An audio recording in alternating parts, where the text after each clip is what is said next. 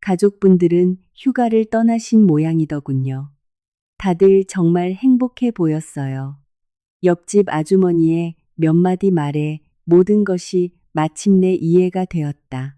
갓 태어난 아기를 연약한 작은 새처럼 품에 안고 병원 산부인과 병동을 막 나선 나는 드디어 내 집으로 돌아왔다. 늘 하던 대로 아파트 현관의 스마트 도어락 비밀번호를 눌렀다. 하지만 기계는 차가운 기계음 소리만 낼 뿐이었다. 남편은 시어머니와 시누이를 데리고 나를 떠났다. 그가 나와 갓 태어난 아기를 우리 집 문 밖에 세워둔 채로 말이다. 그들은 해외로 휴가를 떠났다. 에어컨이 가동되는 차가운 복도에 서서 나는 딱 한 번 소리 없이 울었다. 그리고 바로 그 순간 결심을 내렸다. 나는 즉시 두 통의 전화를 걸었다. 첫 번째는 나를 데리러 와달라는 엄마에게, 두 번째는 이 모든 것을 끝내기 위한 변호사에게였다.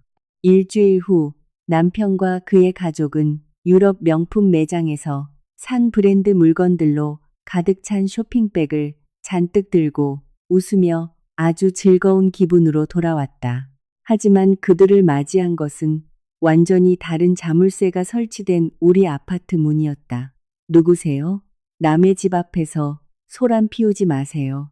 제가 이 아파트 매입했습니다. 그제야 남편은 내가 그에게 보낸 단 하나의 짧은 메시지를 깨달았다.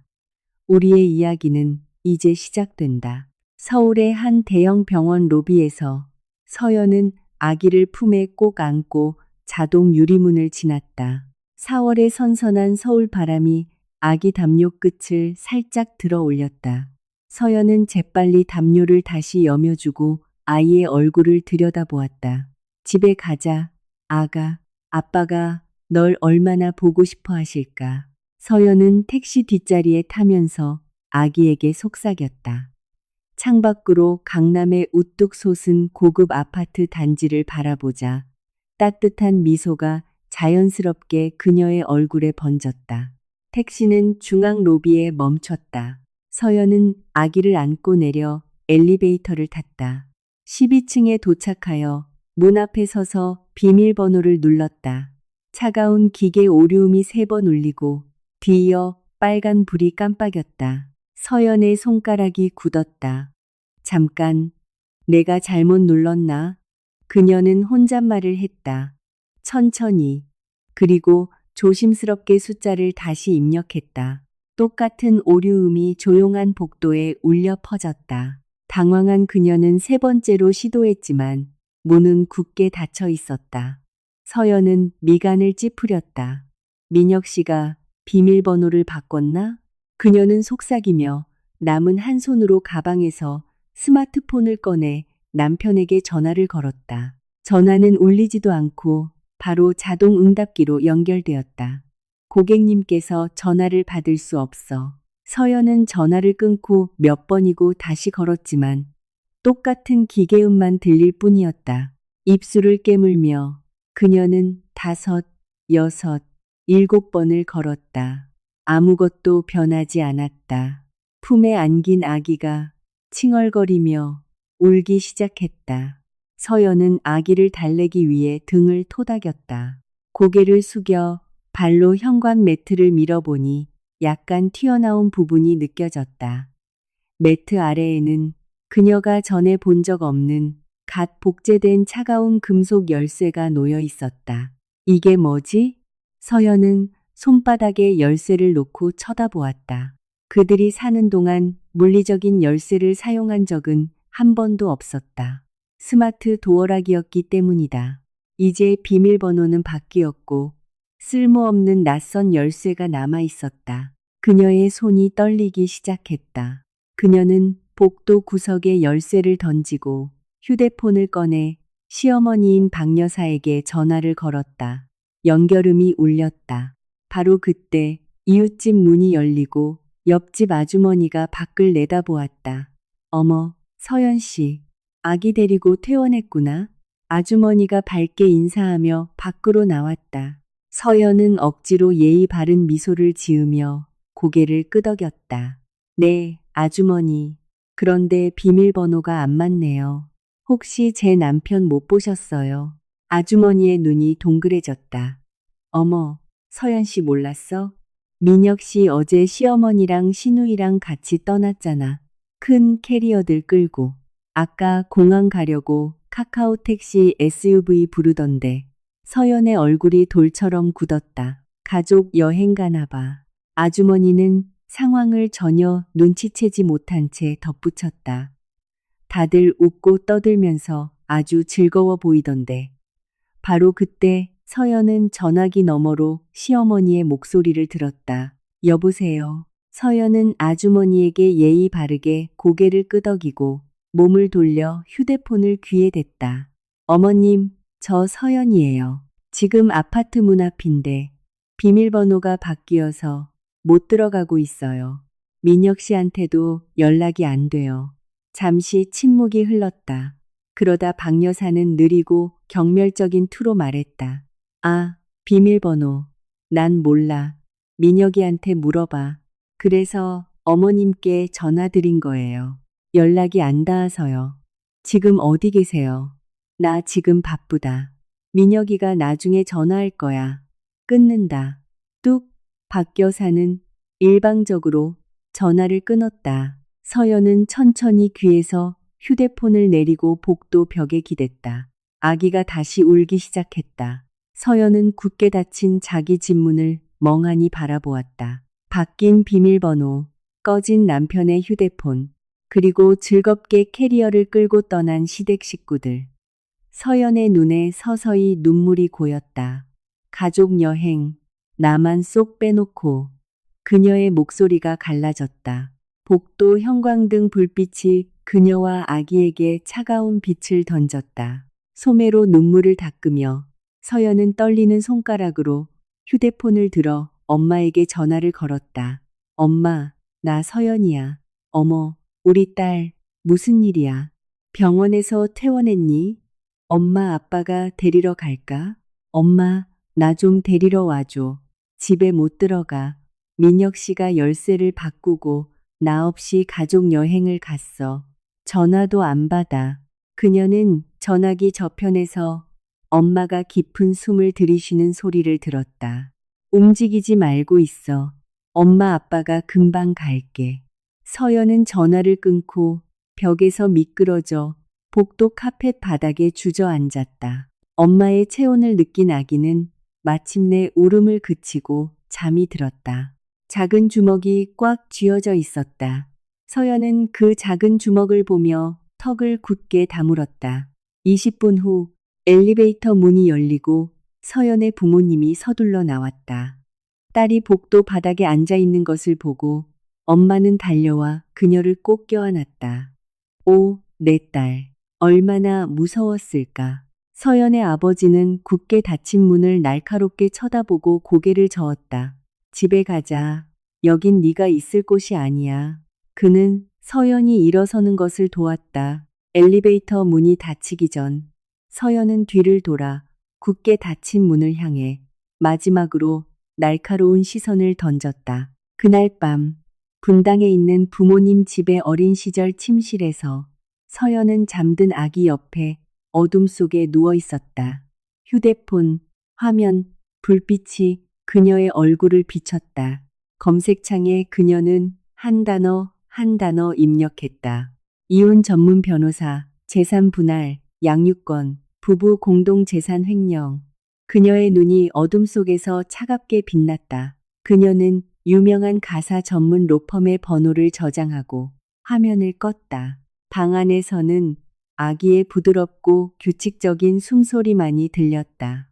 다음 날 아침, 서연은 아침 식사 중에 아버지에게 말했다. 아빠, 오늘 저 좀 도와주실 수 있어요? 물론이지. 어디 가려고. 아파트에서 짐 좀 가져와야 해요. 열쇠 수리공 불러서 문 따기로 했어요. 아버지는 커피 잔을 내려놓고 고개를 끄덕였다. 밥 먹고 바로 가자. 1시간 후 열쇠 수리공이 문을 여는데 성공했다. 서연은 안으로 들어가 주위를 둘러보았다. 거실 소파에는 가격표가 뜯어진 새 옷들이 흩어져 있었다. 주방 아일랜드 위에는 박 여사의 지저분한 필체로 쓴 포스트잇 메모지가 놓여 있었다. 유럽 디자이너 부티크 쇼핑 목록과 펼쳐진 여행 가이드북이었다. 서연은 메모를 집어들었다. 미나 화장품, 민혁이 가죽 벨트, 나를 위한 고급 영양제. 서연은 종이를 구겨버렸다. 아빠, 서류 좀 가져와야 해요. 오래 안 걸릴 거예요. 서연은 주 침실로 걸어가 금고를 열었다. 그녀는 서류들, 즉 결혼 전 부모님이 그녀의 단독 명의로 이전해준 특유 재산인 부동산 등기 부등본을 꺼냈다. 은행 거래 내역서와 수표책이 담긴 폴더도 있었다. 그녀는 그것들을 토트백에 넣었다. 아기 옷과 용품을 더플백에 챙겨 넣고 그곳을 마지막으로 둘러보았다. 아버지는 문가에서 기다리며 그녀의 얼굴을 살폈다. 다 챙겼니? 그가 물었다. 네, 서연이 짧게 대답했다. 뒤도 돌아보지 않고 밖으로 나갔다. 그날 오후, 서연은 강남 테헤란로의 우아한 법률사무소로 들어갔다. 접수원에게 이름을 말한 후 그녀는 회의실로 안내받았다. 서연은 가방에서 서류들을 꺼내 마호가니 테이블 위에 펼쳐 놓으며 말하기 시작했다. 이 아파트는 결혼 전 저희 부모님께서 선물로 사주신 겁니다. 제 단독 명의로 되어 있습니다. 이게 등기 부등본과 증여 기록입니다. 남편은 구매 자금에 한 푼도 기여하지 않았습니다. 변호사는 서류들을 검토하고 고개를 끄덕였다. 이건 아주 강력한 증거입니다. 결혼 전에 취득하고 특별히 증여받은 자산은 의뢰인님의 특유 재산으로 남습니다. 하지만 신속하게 움직여야 합니다. 서연은 눈을 감고 심호흡을 한 뒤 단호한 결심으로 변호사를 바라보았다. 최대한 빨리 진행해 주세요. 아파트도 팔고 싶어요. 그들이 돌아오기 전에 모든 걸 현금화하고 끝내고 싶습니다. 변호사는 잠시 서연의 얼굴을 살피더니 펜을 들었다. 알겠습니다. 오늘 바로 소송 절차를 시작하겠습니다. 로펌을 나와 서연은 온라인에서 찾은 부동산 투자자에게 전화를 걸었다.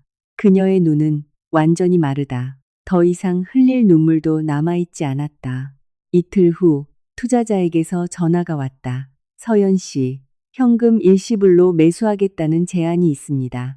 법무사 사무실에서 바로 매매 계약서를 작성할 수 있다고 합니다. 서류를 보내드릴까요? 네, 바로 진행해 주세요. 서연은 전화를 끊고 은행으로 향했다. 그녀는 모든 개인 예금과 적금 계좌를 해지하고 다른 은행의 새 계좌로 모두 옮겼다. 그런 다음 증권사 직원에게 전화해 펀드를 해지했다. 다음으로 그녀는 민혁의 이름으로 된 가족카드를 분실 신고하고 취소했다. 모든 것이 안전해진 후 그녀는 인터넷에 접속해 우편물 수령 주소를 부모님 집으로 변경했다. 차 안에 앉아 서연은 연락처를 열었다. 박 여사의 번호를 차단하고 이어서 미나의 번호를 차단했다. 마지막으로 그녀는 민혁에게 짧은 메시지를 입력했다. 아파트 팔았어. 이혼 소장 곧 갈 거야. 다시는 찾지 마. 그녀는 전송 버튼을 누르고 휴대폰을 조수석에 던졌다. 부모님 집에 돌아와 서연은 가방을 내려놓고 아기를 안고 있는 엄마를 바라보았다. 엄마, 나 당분간 여기서 지내도 돼?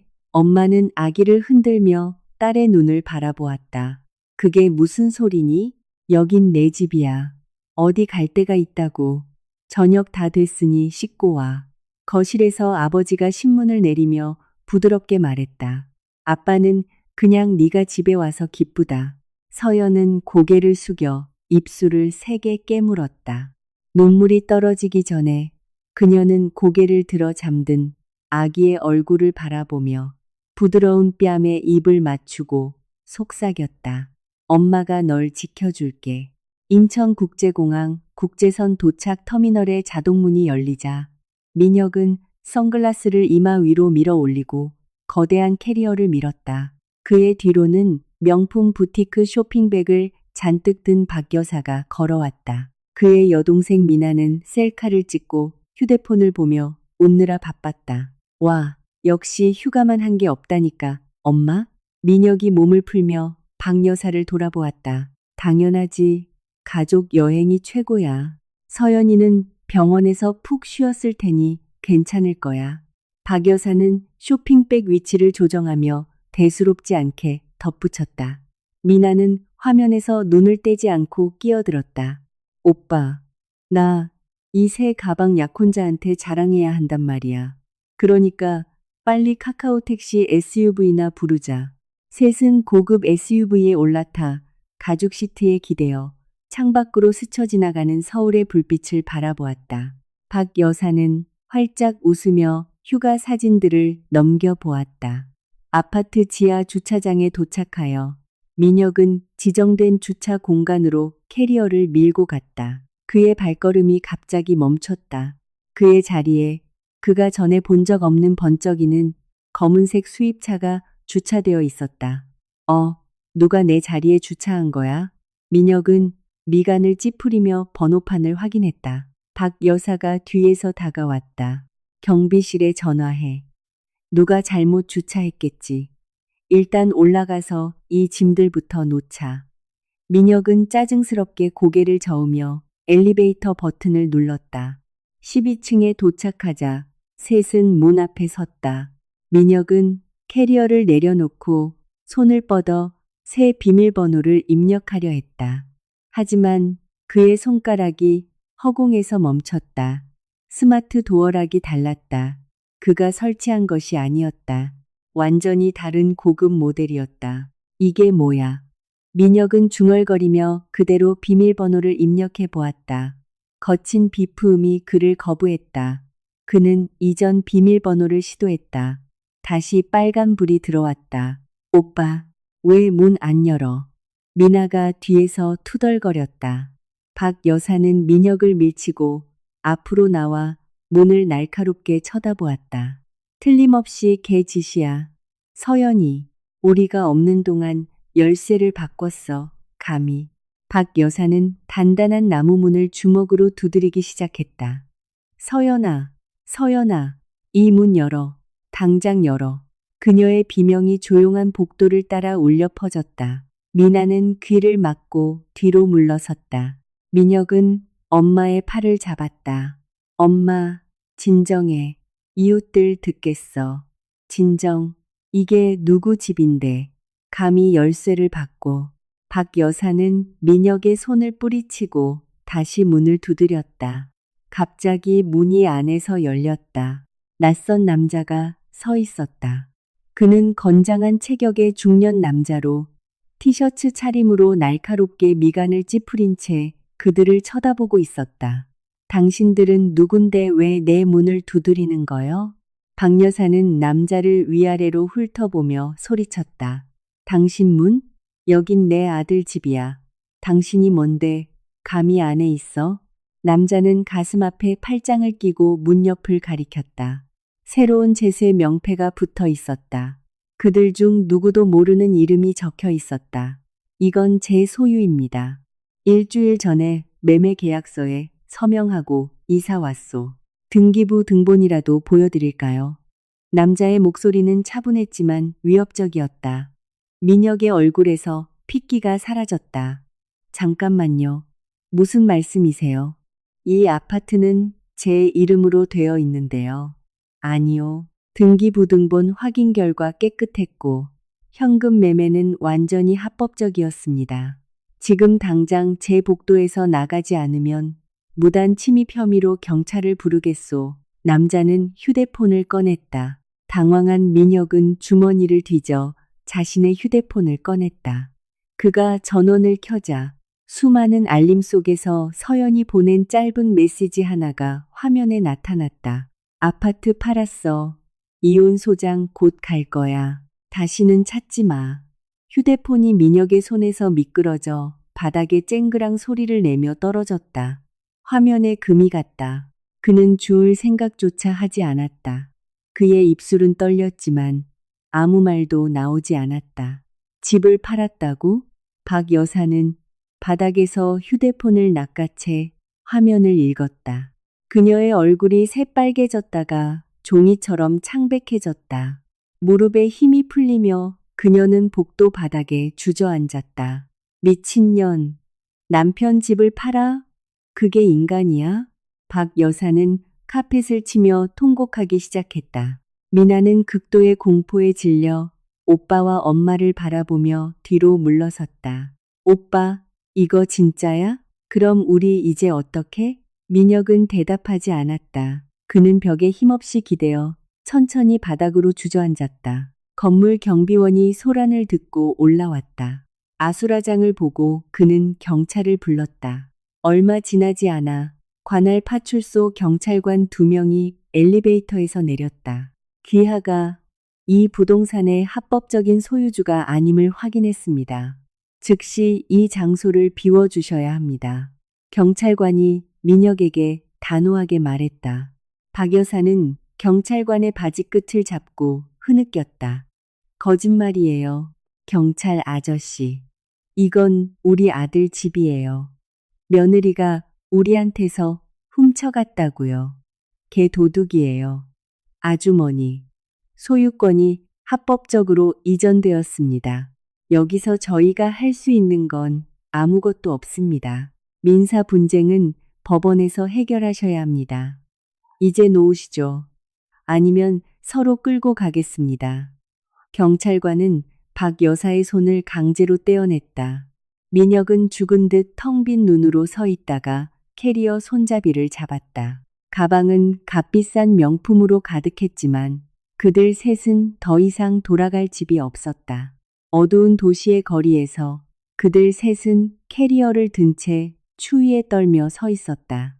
박 여사는 쇼핑백을 보도에 던지며 소리쳤다. 민혁아, 우리 이제 어떡하니? 어디서 자? 민혁은 미나를 돌아보았다. 알았다는. 미나야, 너 자취방 있잖아. 일단 거기로 가자. 미나는 뒤로 물러서며 당황한 듯 손을 내저었다. 말도 안 돼. 약혼자 준서 씨가 거의 매일 거기 있는데 엄마랑 오빠가 갑자기 이 많은 짐을 들고 나타나면 뭐라고 하겠어? 미나야, 박 여사가 소리쳤다. 하지만 미나는 몸을 돌려 계속 뒤로 물러섰다. 엄마, 나도 내 인생이 있어. 이게 하루 이틀 일도 아니잖아. 나더러 어떡하라고? 그녀는 재빨리 지나가는 택시를 세워 잡아타고는 쏜살같이 사라졌다. 박 여사는 택시의 뒷모습을 바라보며 공허하고 씁쓸한 웃음을 터뜨렸다. 저것 봐. 내 피부칠한 게 이 세상에 믿을 놈 하나 없다니까. 침묵 속에서 민혁은 휴대폰으로 근처의 저렴한 숙소를 검색하며 그들의 무거운 캐리어를 끌었다. 그들의 그림자가 깜빡이는 가로등 아래 길고 애처롭게 늘어졌다. 더러운 여관에서 잠 못 이루는 밤을 보낸 후 민혁은 다음 날 아침 어머니를 상가 건물에 있는 허름한 변호사 사무실로 데려갔다. 박 여사는 자리에 앉자마자 책상을 내리쳤다. 서연이라는 그 마녀가 우리 집을 몰래 팔았어요. 이게 합법적인가요? 사기 아니에요? 싸구려 변호사는 넥타이를 고쳐매고 그녀를 쳐다보았다. 상황을 전부 말씀해 보시죠. 민혁은 어머니를 다시 앉혔다. 제 아내가 아기를 낳으러 병원에 있는 동안 저희가 잠시 휴가를 다녀왔습니다. 돌아와 보니 아파트가 팔려 있었습니다. 저도 거기 살았고 결혼 이후 부동산 가치가 크게 올랐습니다. 제가 그 아파트의 절반을 받을 권리가 있지 않나요? 변호사는 고개를 끄덕이며 메모했다. 등기부등본은 누구 명의로 되어 있습니까? 제 아내요. 하지만 저희는 결혼했고 거기서 같이 살았습니다. 그게 의미가 있지 않나요? 결혼 전후 언제 취득했는지에 따라 다릅니다. 민혁은 머뭇거렸다. 결혼 전에 그녀의 부모님이 사주셨습니다. 하지만 저희가 부부로서 거기 살았으니 제가 재산 분할 청구권이 있는 거 아닌가요? 변호사는 펜을 내려놓고 민혁의 눈을 쳐다보았다. 솔직히 힘든 싸움입니다. 부모로부터 증여받은 특유재산은 분할 대상인 공동재산으로 인정받기 어렵습니다. 하지만 당신의 기여가 그 가치를 높였다고 주장해 볼 수는 있습니다. 박 여사가 앞으로 몸을 기울였다. 그거 정말 맞아요. 우리 아들이 가장이었어요. 관리비도 걔가 냈다고요. 정신적 피해 보상도 청구해야 해요. 서연이가 우리 가족을 망쳤어요. 민혁은 주먹을 쥐며 고개를 끄덕였다. 소송 걸겠습니다. 아파트 가치의 절반에 위자료까지 받고 싶습니다. 그렇게 민혁 측은 소송을 제기했다. 며칠 후 서연은 부모님 집으로 배달된 두꺼운 갈색 봉투를 열었다. 그녀는 천천히 법률 용어들을 읽었다. 부동산 가치의 절반, 거기에 터무니없는 위자료까지. 서연은 짧고 날카로운 웃음을 터뜨리고는 서류를 식탁 위에 던졌다. 그녀의 변호사가 전화로 차분하게 말했다. 예상했던 대로 협박입니다. 걱정 마세요. 특유 재산에 대한 강력한 증빙 자료가 있으니 부동산 매각 대금에서는 한 푼도 이기지 못할 겁니다. 하지만 우리가 조사해야 할 것이 하나 있습니다. 남편분의 자금 흐름입니다. 무슨 말씀이시죠? 서연이 물었다. 의뢰인께서 계좌를 비우시기 전에 두 분의 공동 예금 계좌에서 거액의 현금 인출이 있었습니다. 그 공동 재산이 어디로 갔는지 추적할 수 있다면 그의 소송을 완전히 무너뜨릴 수 있을 겁니다. 서연은 입술을 굳게 다물었다. 제가 뭘 해야 하죠? 아주 믿을 만한 사설 탐정을 알고 있습니다. 그는 법의학 회계와 금융 추적에 매우 능합니다. 그에게 의뢰해 드릴까요? 네. 필요한 건 뭐든지 해주세요. 서연은 전화를 끊고 창밖을 내다보았다. 옆방에서 아기의 부드러운 옹알이 소리가 들렸다. 한편 민혁과 박 여사는 서연의 부모님 집 단지 정문 앞에 나타났다. 보도에 서서 박 여사는 소리치기 시작했다. 서연아, 나와. 이 악독한 년아. 남편 집 팔아먹고 이제 숨어 있어? 그녀의 목소리는 깔끔하고 조용한 거리에 울려 퍼졌다. 이웃들이 커튼 뒤에서 엿보며 속삭였다. 경찰 순찰차가 도착하는 데는 오래 걸리지 않았다. 경찰관 2명이 내렸다. 계속 이러시면 경범죄 처벌법 위반으로 처벌받을 수 있습니다. 해산하십시오. 박 여사는 경찰관의 팔을 잡고 우는 척했다. 우리 며느리가 우리 집을 훔쳤어요. 경찰 아저씨, 우리가 피해자라고요. 판사님께 가서 말씀하세요, 아주머니. 여기서 공공질서를 어지럽힐 수는 없습니다. 굴욕감을 느낀 민혁은 어머니의 팔을 잡고 뒤로 물러섰다. 엄마, 가자. 우리만 미친 사람처럼 보이잖아. 박 여사는 이를 갈며 집을 증오의 찬눈으로 쳐다본 뒤 민혁에게 끌려가게 내버려 두었다. 며칠 후 서연의 사설 탐정이 조사 결과를 제출했다. 그는 민혁의 움직임을 추적하고 ATM 카메라 영상과 은행 이체 기록을 확보했다. 서연의 변호사가 보고서를 읽으며 눈썹을 치켜세웠다. 공동 예금 계좌에서 사라진 돈이 미나의 은행 계좌로 이체되었다. 변호사는 즉시 서연에게 전화를 걸었다. 서연 씨, 남편이 빼돌린 돈이 그대로 여동생에게 흘러 들어갔습니다. 금액이 상당합니다. 지금 바로 미나 씨의 은행 기록을 열람하기 위해 법원에 신청서를 제출하고 있습니다. 서연은 휴대폰을 꽉 쥐고 눈을 감았다. 그 돈이 어디에 쓰였는지도 알아냈습니다. 최근에 미나 씨가 새 고급 SUV를 샀고 신혼집의 대대적인 리모델링 비용을 현금으로 지불했습니다. 결혼 준비에 돈을 쏟아붓고 있는 것 같습니다. 서연은 한참 동안 말이 없다가 말했다. 그녀의 목소리는 얼음처럼 차가웠다. 모든 증거를 모아주세요. 법정에서 모든 것을 제시하고 싶습니다. 재판일이 다가왔다. 민혁과 박 여사는 거만한 표정으로 법정에 들어섰다. 인성 증인으로 나설 몇몇 친척들을 모은 후였다. 박 여사는 민혁의 팔을 두드렸다. 걱정 마. 남편한테 말도 없이 집을 파는 여자를 편들어줄 만큼 멍청한 판사는 없어. 엄마 말이 맞아. 오늘 이 모든 걸 끝내자. 민혁은 값싼 정장을 고쳐 입으며 말했다. 한편 서연은 조용히 마지막 증거들을 준비했다. 돈을 구걸하는 미나의 음성, 메시지, 녹음, 문자 메시지, 그리고 사설 탐정의 금융 보고서였다. 그녀의 변호사에게는 마지막 한 방이 더 있었다.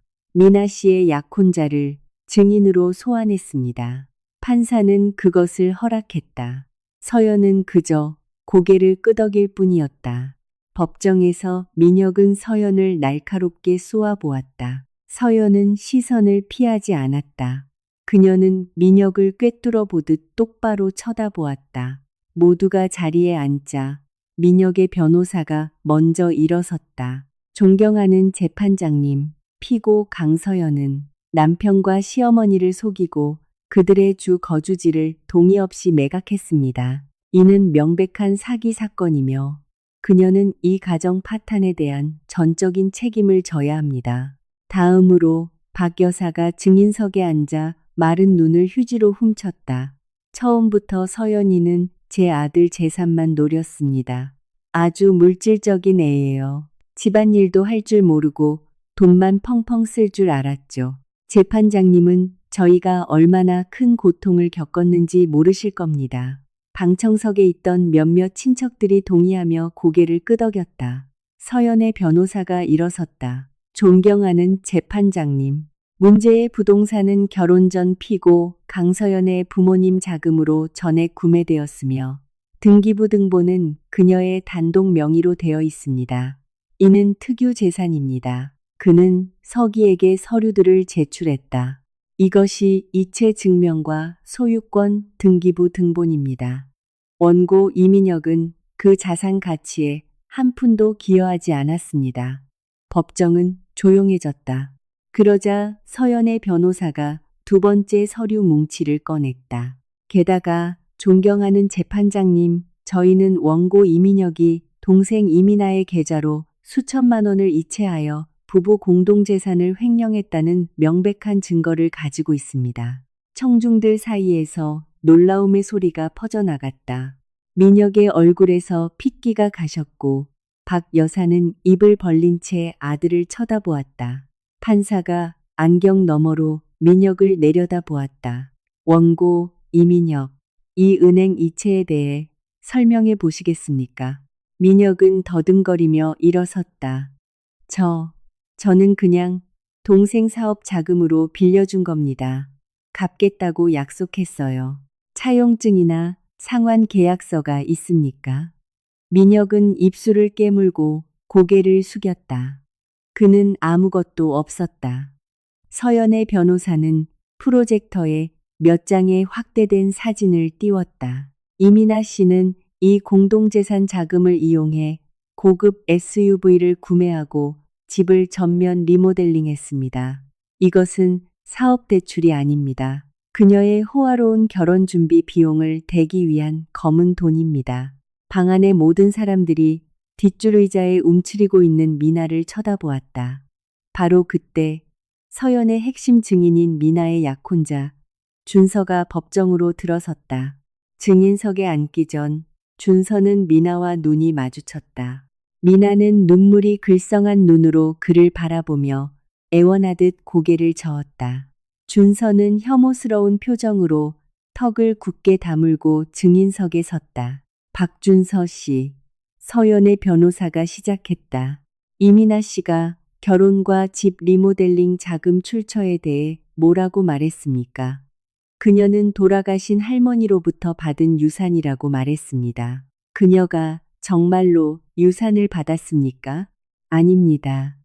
이 소환장을 받고 나서 제가 직접 조사해 봤습니다. 방청석에서 다시 속삭임이 터져 나왔다. 준서는 고개를 돌려 미나를 똑바로 쳐다보았다. 미나야, 넌 나한테 모든 걸 거짓말했어. 난 우리가 함께 미래를 만들어가고 있다고 생각했어. 솔직히 난 갓 출산한 산모에게서 돈을 훔쳐 자기가 감당할 수 없는 라이프 스타일을 꾸미는 사람과는 결혼할 수 없어. 이 결혼 무효야. 우리 헤어지자. 미나는 의자에서 벌떡 일어나 비명을 질렀다. 다리에 힘이 풀리면서 그녀는 바닥에 쓰러졌다. 그녀 옆에서 박 여사는 그 충격을 이기지 못하고 의자 통로에 쓰러져 기절했다. 법정은 아수라장이 되었다. 법원 경위가 구급차를 불렀고 구급 대원들이 도착해 두 여자를 들것에 실어 나갔다. 질서가 회복된 후 판사는 의사봉을 두드리고 판결을 내렸다. 원고의 부동산에 대한 재산분할 청구를 기각한다.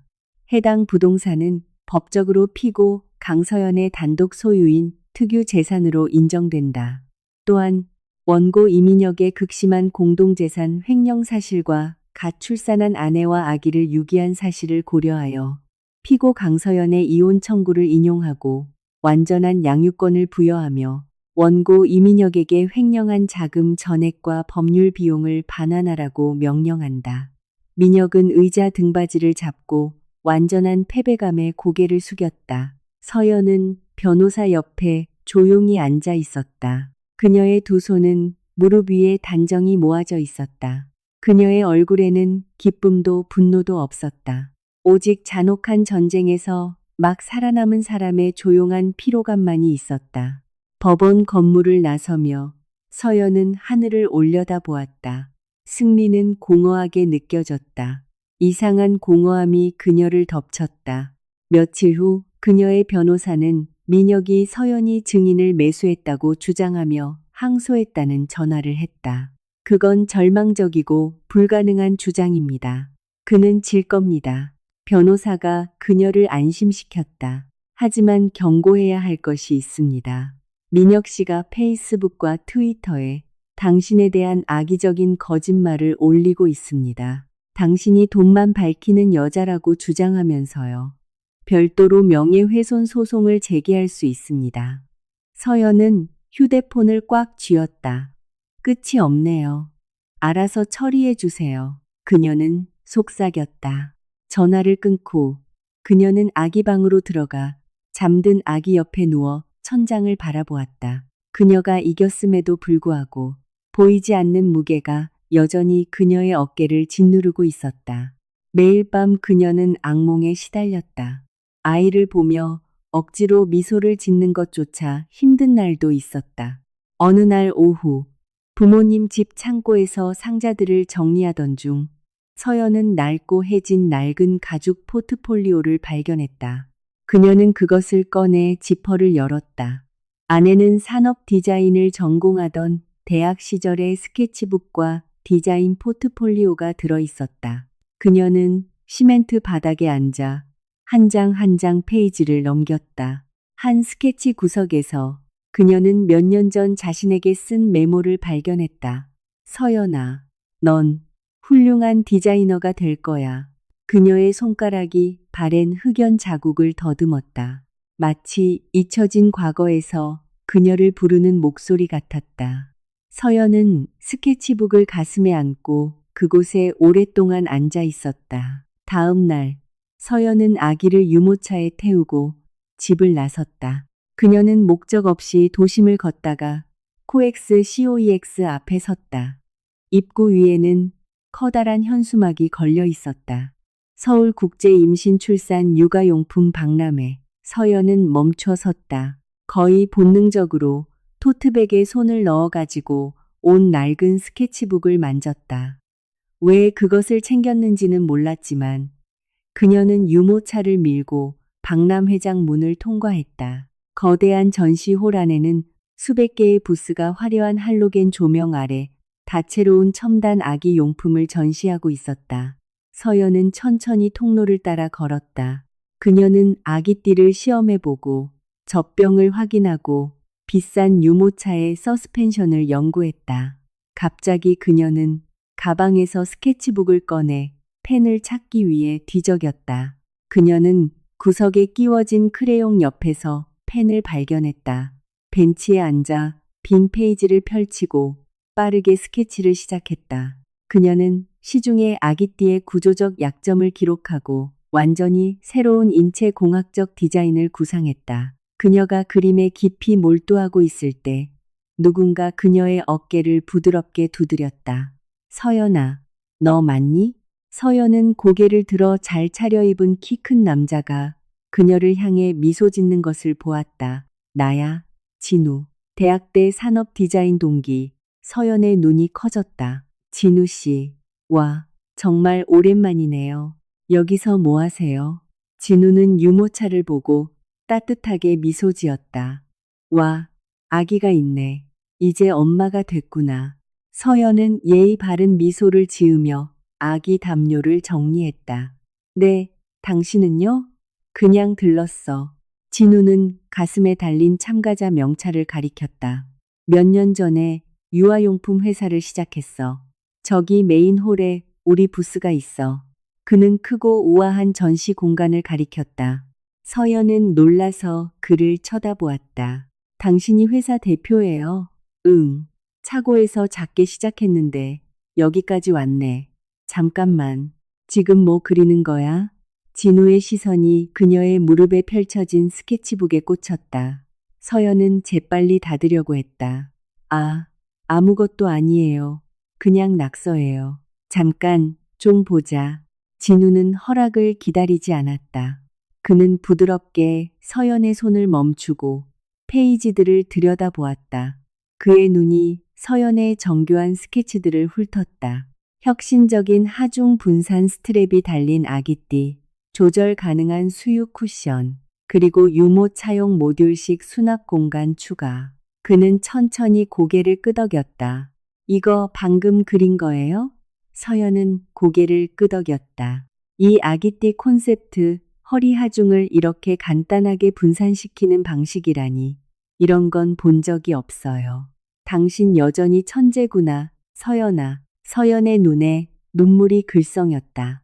그 말은 그녀의 마음 가장 깊은 곳을 울렸다. 누군가 그녀의 이름을 부르며 그녀의 재능을 인정해 준 것이 언제 마지막이었는지 기억나지 않았다. 그냥 칭찬이시죠. 진우 씨. 난 이 업계에 오래 있었어요. 좋은 디자인은 보면 알아요. 그가 스케치북을 돌려주었다. 커피 한잔 하러 가요. 우리 얘기 좀 해야겠어요. 박람 회장 근처 커피숍에 앉아 진우는 서연에게 라떼 한 잔을 건네고 그녀의 얼굴을 살폈다. 그녀의 눈 밑에는 다크서클이 있었고 몸은 훨씬 더 말라 있었다. 서연아, 괜찮아? 안색이 안 좋아 보여. 서연은 따뜻한 종이컵을 꽉 쥐었다. 그녀는 누구에게도 말할 계획이 없었다. 하지만 진우의 끈기 있고 비판적이지 않은 시선 아래 말들이 저절로 쏟아져 나왔다. 병원에서 막 나왔을 때 남편이 열쇠를 바꾸고 가족들이랑 휴가를 갔어요. 지금 아주 지독한 이혼 소송 중이에요.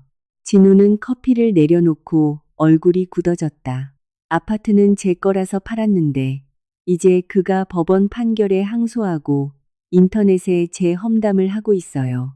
끝이 없는 것 같아요. 그녀의 목소리가 갈라졌다. 유모차에 있던 아기가 칭얼거리기 시작하자 그녀는 재빨리 아기를 흔들어 주었다. 진우는 한참 동안 말이 없었다. 그러다 낮고 안정된 목소리로 말했다. 서연아, 우리 졸업 디자인 전시회에서 네가 대상을 탔던 거 기억나?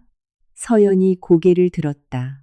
심사위원들이 내 작품은 전문가 수준이라고 했어. 네가 날 제치고 그 상을 탔잖아. 기억나? 그가 부드럽게 미소 지었다. 네가 얼마나 천재인지 잊어버린 건 너 자신뿐인 것 같아. 서연은 컵을 들어 올렸지만 손이 너무 떨려 마실 수 없었다. 진우 씨, 난 이제 쓸모없어요.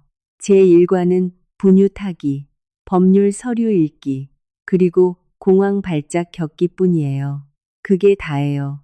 넌 혼자서 세 사람 몫의 짐을 지고 있으니까 힘든 거야. 그건 내 능력과는 아무 상관없어. 그가 잠시 멈췄다. 우리 회사가 지금 새로운 RD팀을 꾸리고 있어. 엄마들에게 정말 필요한 제품을 디자인하고 싶어. 네가 그 팀을 이끌면 어떨까? 서연의 눈이 커졌다. 저요? 하지만 저는 기업 경력이 전혀 없는데요. 경험은 가르칠 수 있어. 저 스케치에서 본 직관은 우리 회사 어떤 시니어 디자이너보다도 날카로워. 넌 엄마로서 문제를 보고 엔지니어로서 그걸 해결해. 그건 학교에서 가르칠 수 있는 게 아니야. 서연은 고개를 숙여 깨어난 아기가 그녀를 향해 옹알이하는 것을 바라보았다. 지금 대답할 필요 없어. 일단 생각해봐. 진우는 우아한 무광 검은색 명함을 테이블 건너편으로 밀어주고 일어섰다. 그날 저녁 서연은 부모님과 함께 식탁에 앉았다. 그녀는 진우의 명함을 나무 테이블 위에 올려놓았다. 대학 동기가 자기 회사에서 일자리를 제안했어요. 아기 용품을 디자인하는 곳이에요. 엄마가 명함을 집어들었다. 할 거니? 해보고 싶어요. 하지만 아기는 아버지가 신문을 내려놓고 그녀를 바라보았다. 우리가 손주 볼게. 넌 일하러 가. 엄마가 서연의 손을 잡았다. 아빠 말이 맞아. 가서 내 인생을 다시 일으켜 세워. 우린 항상 널 응원할 거야. 서연은 부모님을 바라보고 안도의 눈물을 흘리며 고개를 숙였다. 다음 날 아침, 서연은 진우에게 전화를 걸었다. 진우 씨, 저 그 일 할게요. 그는 전화기 저편에서 따뜻한 웃음소리를 들었다. 좋은 선택이야.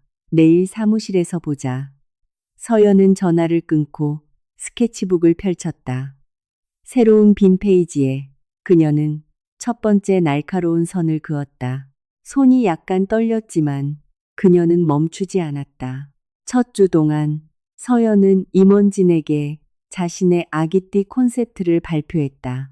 양복을 입은 세 남자가 팔짱을 낀 채 그녀 맞은편에 앉아 있었다. 디자인은 흥미롭군요. 그들 중 한 명이 경멸적으로 말했다. 하지만 너무 이상적이야. 생산 비용이 우리 수익 마진을 깎아 먹을 겁니다. 비용 효율적이지 않아요. 서연의 손이 발표 자료를 모으면서 떨렸다. 회의실을 나서며 그녀는 그들이 의심스럽게 속삭이는 소리를 들었다. 그녀는 복도에서 멈춰 서서 눈을 감고 깊은 숨을 들이쉬었다. 그녀는 이를 악물고 자리로 돌아갔다. 다음 2주 동안 서연은 하루에 4시간만 잤다. 그녀는 손으로 직접 프로토타입을 바느질했다. 서울숲 같은 동네 공원에 가서 100명이 넘는 엄마들을 설문조사하고 데이터를 꼼꼼하게 정리했다. 그녀가 다시 회의실로 들어섰을 때 그녀는 스케치만 가져온 것이 아니었다. 그녀는 마호가니 테이블 위에 실제 프로토타입을 내려놓고 데이터 기반의 파워포인트를 켰다. 설문조사에 응한 엄마들의 70%가 6개월 후 아기띠 사용을 중단하는 주된 이유로 심각한 허리 및 어깨 통증을 꼽았습니다. 서연이 단호하게 말했다. 이 프로토타입은 그 문제를 해결하고 버클 공급업체를 동대문 업체로 바꾸면 생산 비용은 15%만 상승합니다. 하지만 인체공학적 인증 덕분에 소매가에서 40%의 프리미엄 가격을 책정할 수 있습니다. 임원들은 프로토타입을 돌려보며 놀란 눈으로 서로를 쳐다보았다. 확실한 데이터에는 반박할 수 없군요. 베타 테스트를 진행합시다. 수석 임원이 마침내 예산을 승인하며 손을 들었다. 방을 나서며 서연은 복도 벽에 기대어 떨리는 숨을 내쉬었다. 몇 달 만에 처음으로 진심 어린 강한 미소가 그녀의 얼굴에 번졌다. 서연의 팀은 야근에 들어갔다. 그녀는 좌절, 사랑, 그리고 엄마로서의 경험 한 방울 한 방울을 제품에 쏟아부었다. 그녀가 야근해야 하는 밤에는 진우가 조용히 그녀가 가장 좋아하는 족발이나 떡볶이 같은 저녁을 가져다 주며 그녀의 책상에 놓고 자신의 사무실로 돌아갔다. 한편 민혁은 항소에서 패했다. 판사는 단호하게 기각하고 서연의 법률 비용과 손해배상금을 지불하라는 명령을 확정했다. 빚더미에 앉고 제대로 된 은행 대출을 확보할 수 없게 된 민혁은 체면을 유지하기 위해 불법 사채와 대부업체에 손을 댔다. 좁고 답답한 월세방에 살게 된 미나와 박 여사는 파혼당하고 비참한 나날을 보내며 그들의 망가진 삶을 서연 탓으로 돌렸다. 하지만 서연은 그림자에서 벗어나기 시작했다. 자신감이 돌아왔고 회의에서 그녀의 목소리는 점점 더 권위 있어졌다. 아기띠의 최종 프로토타입이 출시되었을 때 회사 고위층은 깜짝 놀랐다. 평가 회의 후 진우는 짐을 싸고 있는 서연에게 다가갔다. 오늘 안에서 정말 멋졌어, 서연아. 진우가 부드럽게 말했다. 서연은 그를 올려다 보았다. 눈가가 촉촉했지만 그녀는 미소 지었다. 고마워요, 진우 씨. 이 기회를 줘서 고마워요. 네가 그 기회를 직접 만든 거야. 진우가 미소로 답했다. 고층 빌딩 창밖으로 서울의 야경이 반짝였다. 2년 후 서연은 자신의 대표 제품 라인인 내 새끼를 출시했다. 출시 당일 회사 웹사이트는 폭주하는 트래픽으로 다운되었다. 그 아기띠는 틱톡에서 입소문을 타며 엄마들을 위한 기적의 제품으로 칭송받았고 3주 만에 매진되었다. 신세계와 롯데마트의 소매 바이어들이 끊임없이 그들에게 전화를 걸었다. 1년 안에 그들은 동남아시아 전역에 유통 계약을 맺었다. 서연의 얼굴이 포브스 코리아 같은 잡지와 비즈니스 팟캐스트에 등장하기 시작했다. 기자들은 그녀의 이야기에 집착했다. 자신의 고군분투를 수십억 원 가치의 비즈니스 제국으로 바꾼 싱글맘. 아침 뉴스 프로그램 카메라 앞에 앉아 서연은 차분하게 말했다. 엄마로서 저는 아무도 고쳐주지 않는 일상의 고군분투에 직면했습니다. 그래서 제가 직접 고치기로 결심했습니다. 그 인용구는 수백만 여성들의 공감을 얻었다. 시상식 밤이 다가왔다. 서연은 멋진 검은색 이브닝 드레스를 입고 신라호텔 그랜드 볼룸 앞줄에 앉았다. 방은 업계의 거물들과 언론으로 가득했다. 진우는 세 줄 뒤에 앉아 무대를 유심히 바라보고 있었다. 그리고 올해의 혁신 기업 가상은 내 새끼의 강서연 대표님께 돌아갔습니다. 사회자가 발표했다. 볼룸은 박수갈채로 터져나갔다. 서연은 일어서서 드레스를 정돈하고 무대로 올라갔다. 그녀는 무거운 크리스털 트로피를 받고 마이크 앞으로 걸어갔다. 감사합니다. 서연은 깊은 숨을 들이쉬며 시작했다. 2년 전 저는 인생의 밑바닥에 있었습니다. 차가운 복도에서 갓 태어난 아기를 안고 갈 곳 없이 서 있었죠. 저를 믿어주신 부모님께 감사드립니다. 제가 보이지 않을 때 제 잠재력을 봐주신 진우 씨와 제 훌륭한 팀에게도 감사드립니다. 그녀의 목소리가 약간 떨렸지만 하지만 무엇보다도 제 아들에게 감사합니다. 그가 없었다면 이 모든 것은 없었을 겁니다. 그는 제 모든 것의 이유입니다. 올해와 같은 박수가 터져 나왔다. 그 후 기자회견에서 한 기자가 손을 들었다. 강 대표님, 세간의 이목을 끌었던 이혼 소송은 인터넷에서 잘 알려져 있습니다. 당신의 큰 성공이 전 남편에 대한 복수의 한 형태라고 말할 수 있을까요? 방은 조용해졌다. 그녀의 홍보 담당자가 미묘하게 그녀를 툭 쳤지만 서연은 그저 차분하게 미소 지었다. 제 성공은 제 아이에 대한 사랑과 제 자신에 대한 믿음 위에 세워졌습니다. 복수라는 단어는 더 이상 제 어휘에 없습니다. 저는 그냥 그 사람을 생각하지 않습니다. 다시 한번 열렬한 박수가 터져 나왔다. 모든 것이 끝나자 서연은 조용한 호텔 복도로 몰래 빠져나왔다. 진우는 대리석 기둥에 기대어 차키를 들고 있었다. 무대 위에서 정말 멋졌어. 진우가 말했다. 아직 여기 있었어요? 물론이지. 오늘 밤의 주인공을 저녁 식사에 데려가지 않고 집에 갈 수는 없지. 그들은 조명이 어둑한 조용한 파인다이닝 레스토랑으로 차를 몰았다. 잔을 들고 그들은 건배했다. 진우는 잔을 내려놓고 서연의 눈을 깊이 들여다보았다. 서연아, 할 말이 있어. 네가 사무실에 온 첫 주부터 말하고 싶었지만 타이밍이 맞지 않았어. 서연은 움직이지 않고 조용히 앉아 있었다. 네가 지옥을 겪는 걸 보면서 내가 할 수 있는 건 저녁을 사다 주는 것뿐이었어. 난 너에게 반했어. 네가 야근하는 모습을 보고 피곤할 때도 팀원들에게 미소 짓는 모습을 보고 이사회 앞에서 절대 포기하지 않는 모습과 아무도 안 본다고 생각할 때 아들 사진을 바라보는 모습에 반했어. 널 지켜주고 싶어. 내 곁에 있어주고 싶어. 서연은 무릎 위에 냅킨을 꽉 쥐고 고개를 숙였다. 진우 씨, 제 인생은 복잡해요. 짐이 많아요. 아이도 있고요. 넌 복잡하지 않아. 내 과거가 지금 내 앞에 앉아 있는 이 멋진 여자를 만든 거야. 그리고 난 네 아들도 사랑해. 난 모든 걸 원해. 서연은 그를 올려다 보았다. 연약하고 아름다운 미소가 피어났다. 저도 오래전부터 감사함 이상의 감정을 느끼고 있었어요. 진우 씨. 그냥 제가 그걸 말할 자격이 없다고 생각했을 뿐이에요. 진우는 하얀 식탁보 위로 손을 뻗어 서연의 손을 잡았다. 서연은 손을 빼지 않았다.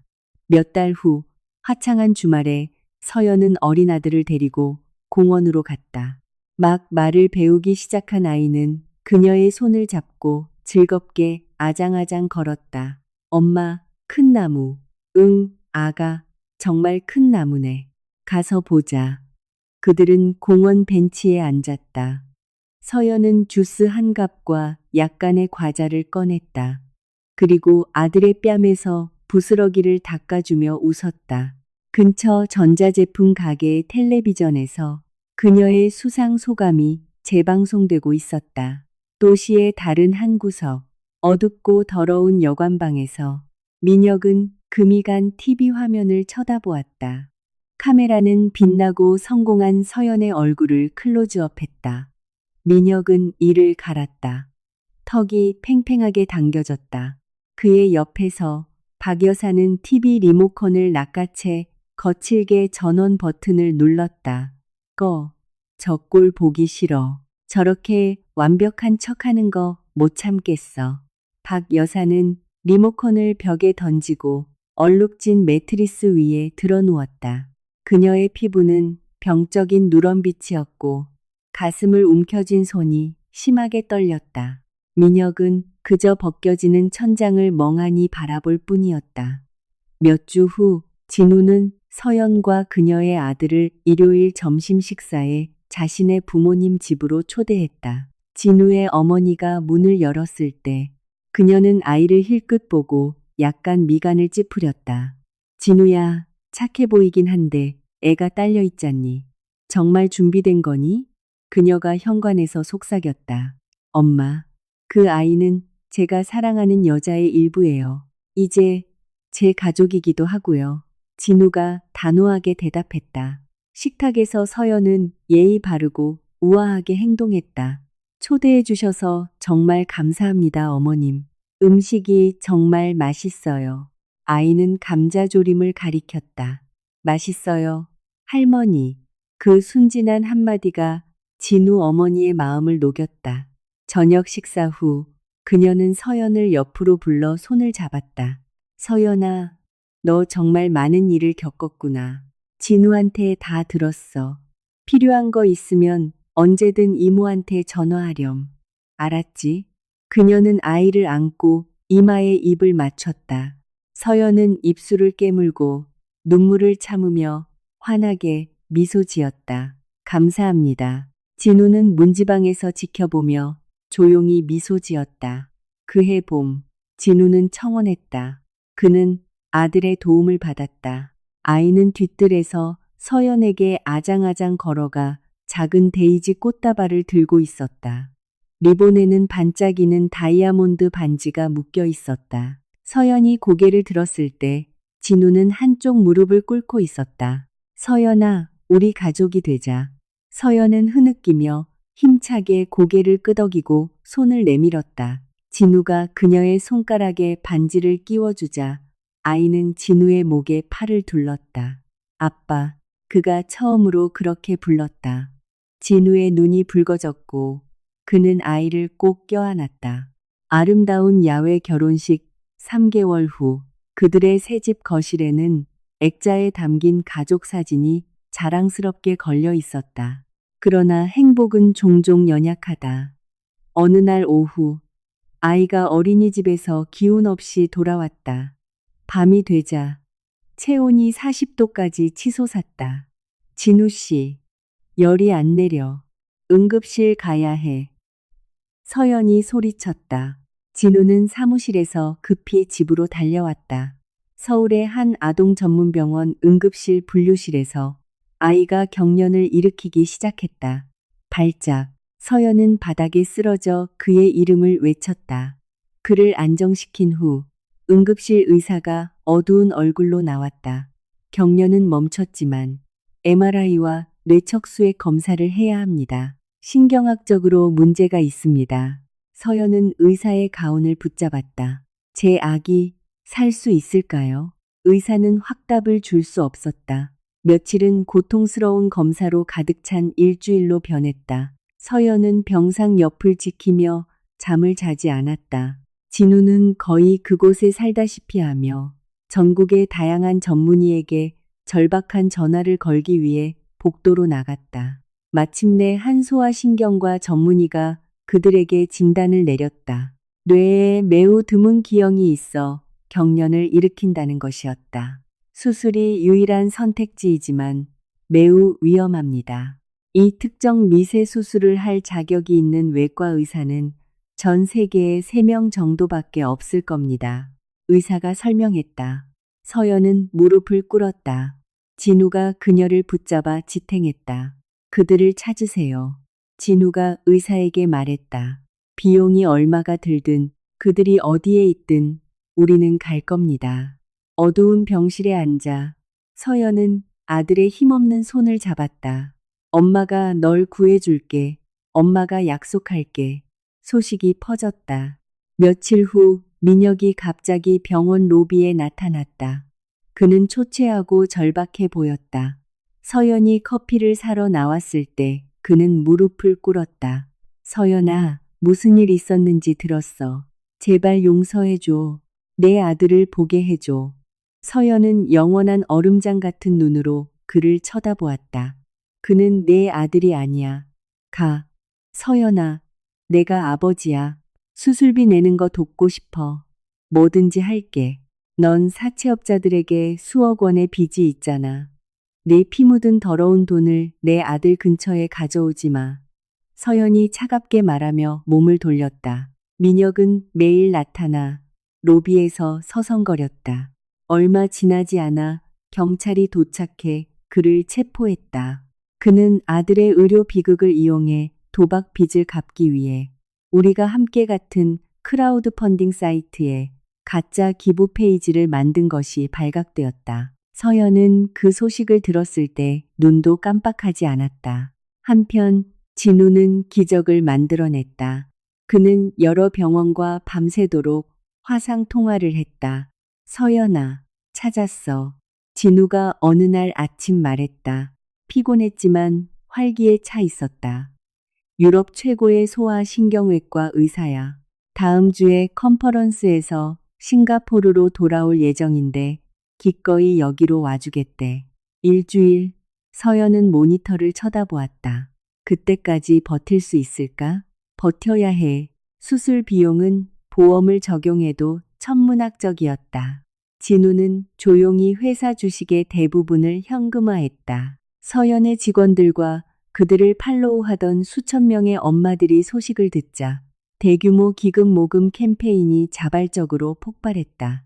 그들은 48시간 만에 부족한 금액을 모았다. 진우는 끊임없이 아이의 의료 기록을 외과 의사에게 전달했다. 비행 예정일 이틀 전 병실 모니터가 갑자기 요란하게 울렸다. 경보음이 시끄럽게 울렸다. 아이가 다시 경련을 일으켰다. 얼굴이 파랗게 변했다. 코드 블루. 간호사가 달려 들어오며 소리쳤다. 어머니, 밖으로 나가셔야 합니다. 서연은 복도에서 쓰러져 두 손을 모아 기도했다. 제발, 제발, 신이시여, 제발.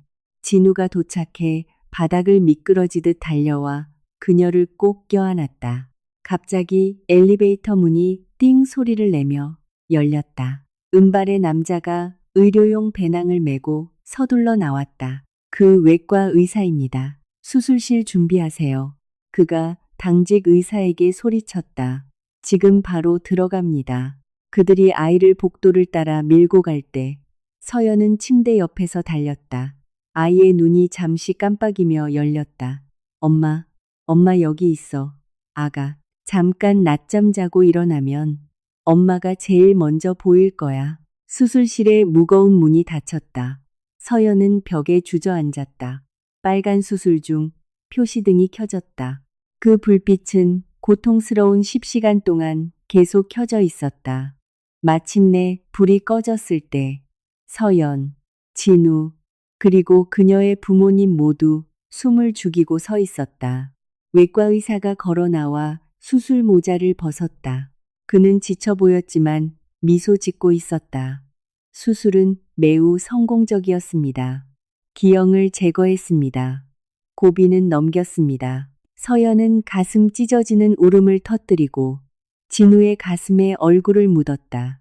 그녀의 어머니는 큰 소리로 울었고 아버지는 벽에 기대어 눈을 가렸다.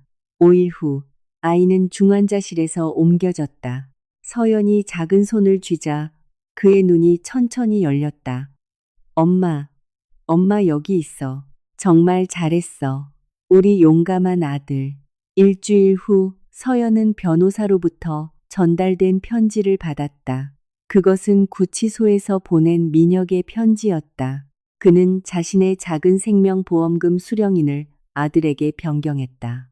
용서를 구하는 애처로운 편지를 첨부했다. 그냥 파쇄기에 넣으세요. 서연은 변호사에게 말했다. 그 순간 민혁이라는 이름은 그녀의 기억에서 완전히 그리고 영원히 지워졌다. 회복 기간이 시작되었다. 진우는 아이를 매일 물리치료에 데려가기 위해 휴가를 냈다. 기금 모금으로 수술비의 2배가 모였기 때문에 서연은 발표를 했다.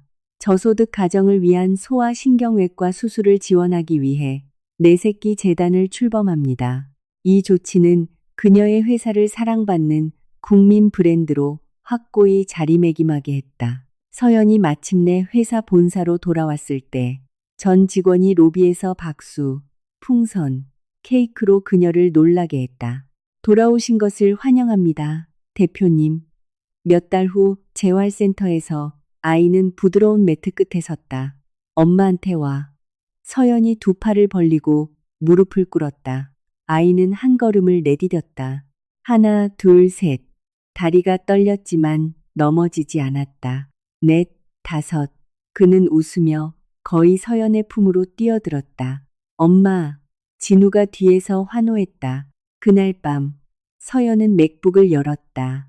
그녀는 세상의 모든 고군분투하는 엄마들에게 헌정하는 원고를 타이핑하기 시작했다.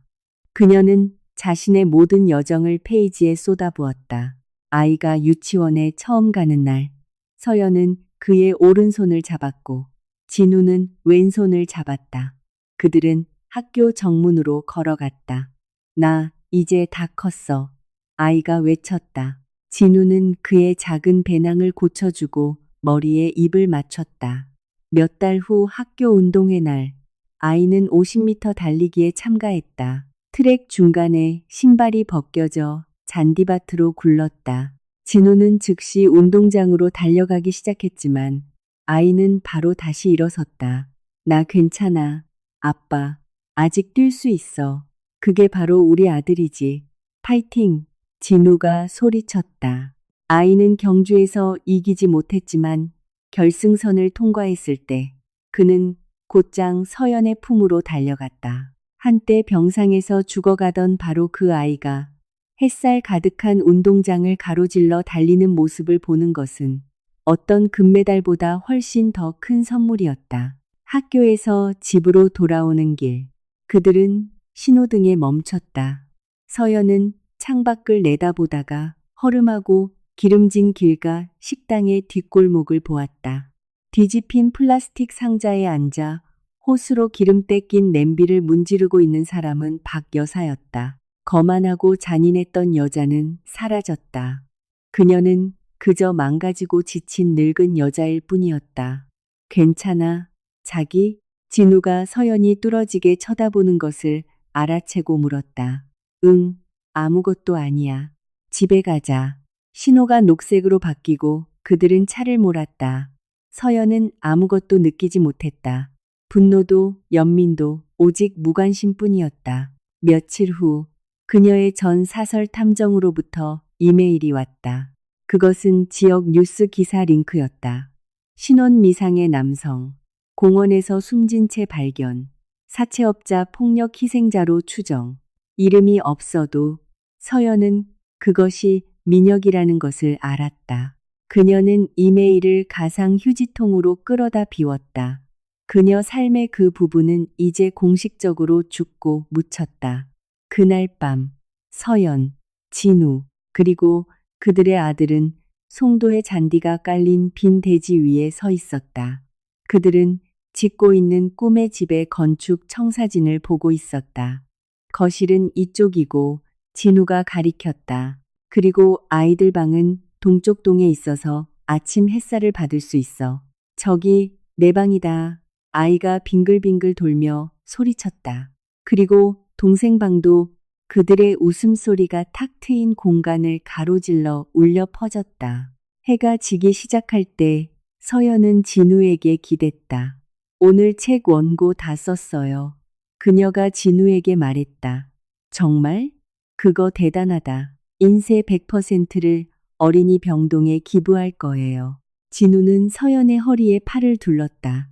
넌 정말 대단해. 서연아, 엄마, 아빠, 빨리 와요. 그들의 아들이 보도에서 소리쳤다. 그들은 그에게 달려갔다. 그들의 새 그림자가 가로등의 주황색 불빛 아래 하나의 긴 실루엣으로 합쳐졌다. 현재 그들의 거실에는 가족 사진이 벽에 자랑스럽게 걸려 있었다. 바로 그 옆에는 빈 체스의 액자가 있었다. 새로운 사진을 기다리며 서연의 헐렁한 스웨터 뒤로 진우는 서서히 부풀어 오르는 서연의 배 위에 부드럽게 손을 얹었다. 새로운 생명이 자라고 있었다. 고마워, 진우 씨. 서연이 속삭였다. 아니, 내가 고맙지. 그가 그녀의 관자놀이에 입을 맞추며 대답했다. 한때 차가운 밤에 자기 집 문 밖에서 갇혀 서 있던 여자는 세상에서 가장 슬픈 사람이었다. 하지만 그녀는 바닥에 주저앉아 울고만 있지 않았다. 그녀는 일어서서 계속 걸었다. 그녀를 버린 자들에 대한 궁극적인 복수는 그들을 파괴하는 것이 아니라 부서지지 않는 무언가로 자신을 재건하는 것이었다. 진정한 복수는 고통을 주는 것이 아니라 절대적이고 흔들리지 않는 행복을 찾는 것이었다. 그리고 서연은 바로 그것을 해냈다. 한편 그녀를 버린 남편과 시어머니는 스스로 무덤을 파고 그 안으로 빠져들었다. 이 이야기를 듣는 누군가가 지옥 같은 시간을 보내고 있다면 모든 것이 괜찮아질 것이라는 것을 알아두길 바란다. 서연처럼 필요한 것은 단지 한 걸음 앞으로 나아가는 것뿐이다.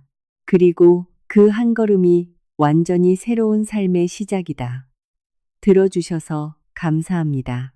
이 이야기가 마음에 드셨다면 댓글을 남기고 구독해 주세요.